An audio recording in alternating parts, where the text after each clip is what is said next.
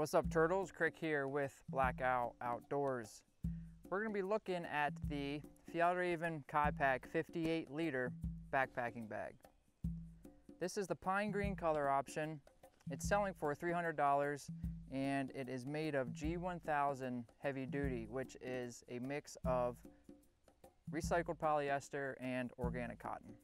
Now looking at some of the features of this pack, we're going to start at the top. You can see G1000 right here, and with all G1000 it can be waxed for increased wearability and offer some more water resistance.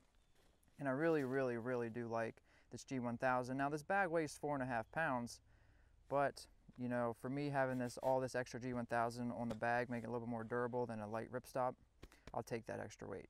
Looking at the top pocket on the brain or lid, just your standard zipper pocket, but what's included in this bag, which I really like to see from Fjallraven, is a UN blue rain cover.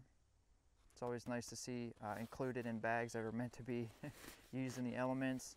Just have a beanie up top there too. You can put anything in this pocket.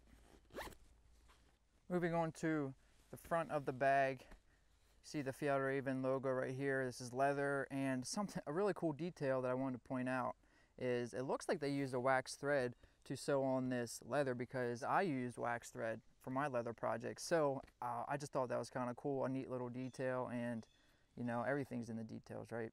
Cool. You see this real long zipper, covered zipper track right here, and this is nice for, you know, putting your map if you're orienteering, or you know, I have my notebook in there. I like always carrying a notebook with me for writing down thoughts, drawing, anything like that. But this is a nice pocket for, you know, thin rain gear, anything like that.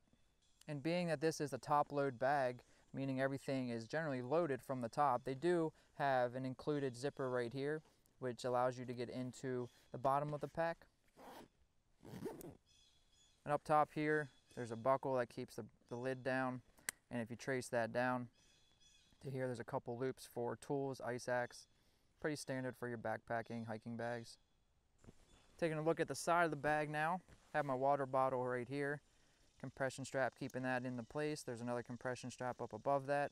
And you'll see on the other side how this top one comes in handy besides just keeping the content secure. But going back down to the side pocket, I have my water bottle in there right now. Well, let me take that out so you can see the details of the pocket. You can see right here, there's extra material right here. It's not just this mesh the whole way down, which is nice because I'm going to be using my water bottles in this, which I have been using it. This material might stretch out over time, having a heavy water bottle in there. So it's a nice feature, what I'm getting at, having this extra material at the bottom. And there actually is a cord lock on this to be able to cinch this pocket tighter.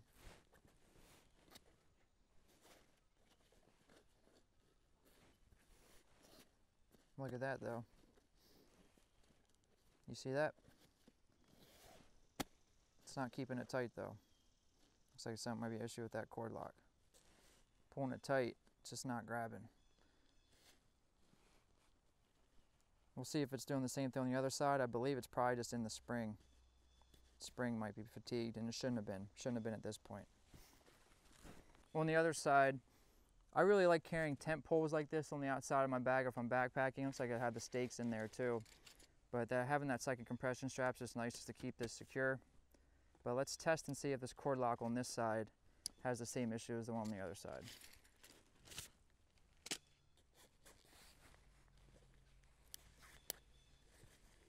So that one held. That one held.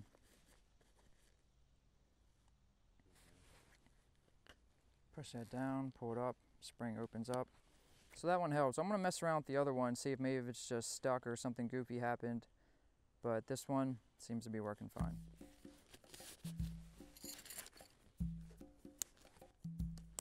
Moving on to the back of the pack, we'll look at the suspension system now. And this is only, you know, or this is a fixed suspension system, meaning it's not adjustable. It's really only for one torso size. I'm 5'9", 165 pounds. You'll see this pack once it's on me, and you can make that decision if you think it'll fit you. But there also are women versions and cuts of this pack, which the suspension system will change a little bit. Up top here, there is load lifters on each shoulder strap. There's also slack right here for the brain or top lid that you can really raise this up depending how you're packing the bag. Grab handle right here. Have some padding up here for the top of your shoulders, shoulder blades. Really comfortable. Sticking off about maybe about a ½ inch from right here. You have an adjustable sternum strap with an integrated whistle. You can see how the sternum strap rides on this piece of nylon right here, sort of just like a rail.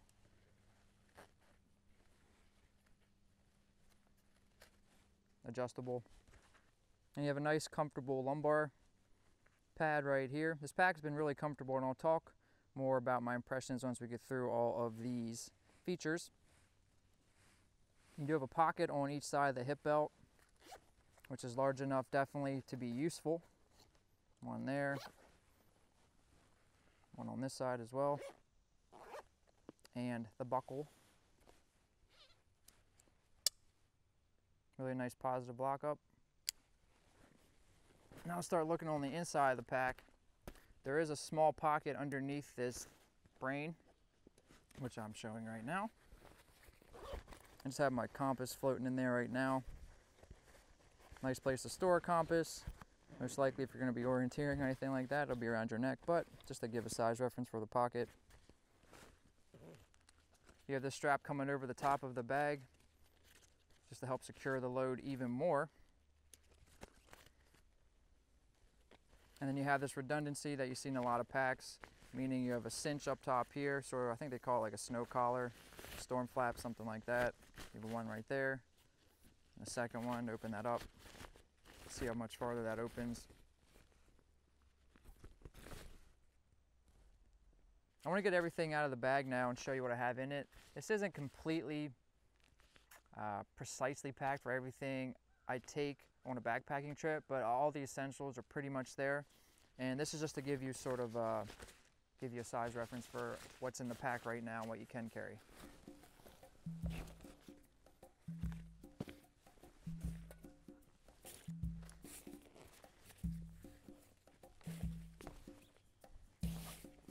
Take a look at the stuff I pulled out of my bag. And remember, this isn't everything I'd have on a backpacking trip, and this wasn't really packed efficiently, but this is for, you know, spatial idea.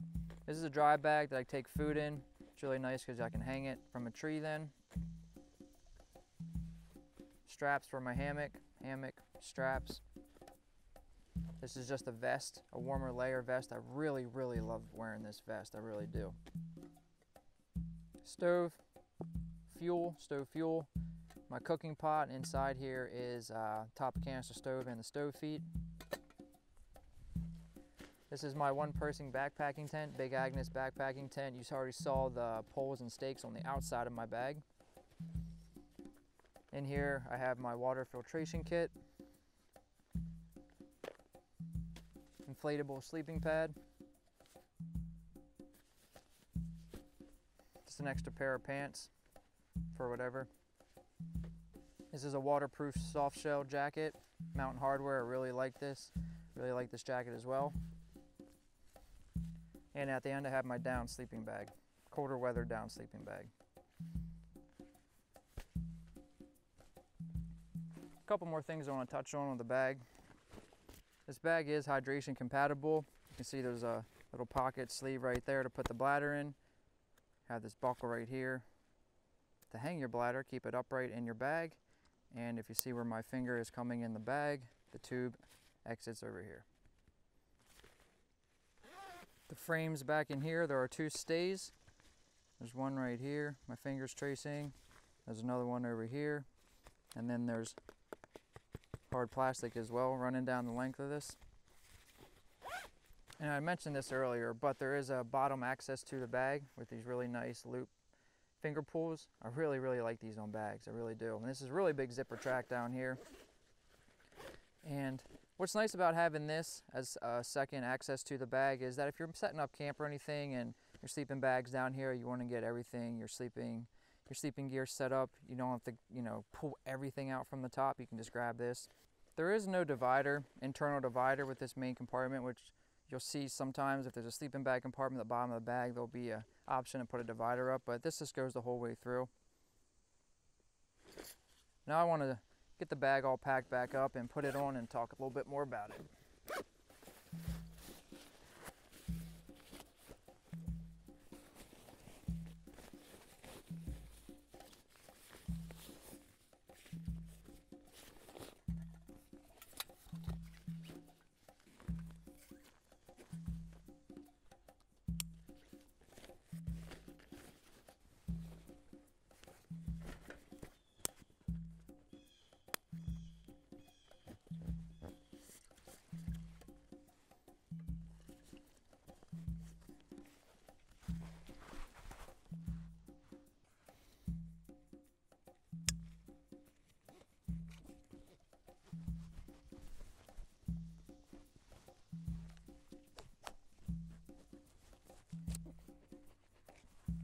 those were the order events I always go through when I'm getting a pack on for backpacking, as you've seen. And this bag is really comfortable. And you can see how it's sitting on my body. So I'm about 5 feet 9 inches, 165 pounds.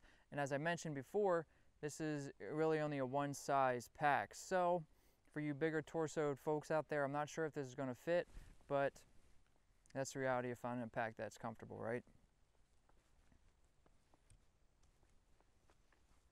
Pack's really comfortable to my body. I get a lot of contact all the way down from my lumbar up to my shoulder pads. I can just feel it. It really hugs my body, and sort of a personal bias, not bias, but why I like Fjallraven products and the packs I've tried is because they just fit my body really well. And for me, that's like number one when I'm looking for a pack. Features really don't matter as much if it's not comfortable. With that being said, this pack's really comfortable. But one thing I do want to make mention of is the fact that there are no straps on the bottom of the bag. I never really use the bottom straps of a bag for a sleeping bag, which a lot of them are built as, but I use it a lot for put ground tarps or things that are wet or trash or something, because I'm not a real big fan of attaching things all over the outside of my pack, but the bottom, I really, really like the option to be able to strap things to. This bag doesn't have that. So in closing, birds are noisy today. I love filming outdoors, I really do. All right, so in closing, the things I really love about this pack and Fjallraven in general, I hope I said that right, they make a lot of their gear, clothing packs in earth tone colors, and I love that. I really, really love that. And I understand the, I guess, the reason why some companies make really brightly high contrast in packs, because it's sort of a safety thing in the backcountry. If you have a brightly colored gear, you get in trouble, people can find you, understand that. But the fact that they make earth tone colors, I'll just carry something brightly colored if I need to signal, right? You can just see how it blends in the forest. This is awesome. This pine green color they have is just awesome. The pack's really comfortable, and the first time I started using it, and you might be able to hear it, maybe not, but there's a slight little almost creak in the plastic, and it hasn't really worked itself out yet. I don't know if it will. This is just, you know, initial impressions, overview type thing. I have one of my Gregory bags that sort of does the same thing. It never worked itself out, but it's never been an issue for me while I'm backpacking or hiking with it. Never been an issue to hear that little bit of, like, basically just material kind of rubbing together, almost like a plasticky squeak. Not high pitched, but it's there, something worth mentioning. I already mentioned about the fact that there's no straps on the bottom of the bag. Not a deal breaker for me, but I would have liked to see them there. Honestly, for the price of this bag, I feel like that could have been included because it is just such a simple design. Sort of that cord lock, acting goofy already on that side pocket. I'm not sure what's up about that. I mean, it's plastic. It doesn't really take away any of the function of that pocket because it's already sort of tight at the top, you know. But again, something worth mentioning. So if you have any questions about anything I didn't go over, or any comments you'd like to add about Fjallraven products in general, or if you have the Kaipack and you've used it, I'd love to hear your impressions. I do want to thank the folks over at Fjallraven US who sent this pack over to us. I do encourage you to go check out their gear because, honestly, I might sound like a salesman and I don't want to, but I really do love their gear, their material choice, their color choice, their quality. You know, I like gear, you like gear, you're watching this video because of that. And in my mind, they do stand apart from a lot of other gear companies. So in closing, again, thank you, Fjallraven, for sending this pack over. This is Krik signing out with Black Owl Outdoors. Later, turtles.